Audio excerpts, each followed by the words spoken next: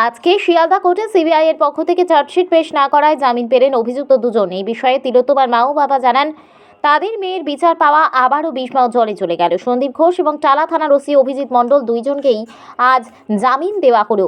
90 দিনের মধ্যে সিবিআইকে চার্জশিট পেশ করতে বলা হয়েছিল আদালতে, কিন্তু চার্জশিট পেশ করতে পারেনি সিবিআই। আর সেই কারণেই আইন অনুযায়ী জামিন পেলেন সন্দীপ ঘোষ এবং অভিজিৎ মণ্ডল। তো কোনো কথা নেই আমাদের কাছে। সিবিআই 90 দিনের মধ্যে চার্জশিট দেয়নি, তাই ওদের জামিন হয়ে গেছে। আর কি বলবো বলুন।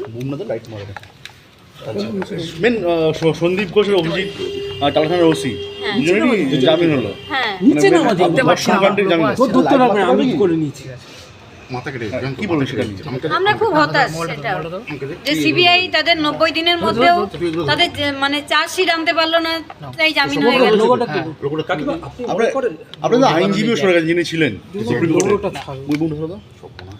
তিনিও তো সরে গেছেন যিনি আইনজীবী ছিলেন। হ্যাঁ, আইনজীবী আমাদের সেট হয়ে গেছে। আইনজীবী নিয়ে কোনো হঠাৎ করে সন্দীপ ঘোষকে জামিন দিল সিবিআই চার্জশিট দেয়নি বলে। কি বলবেন কাকিমা এটা আপনি?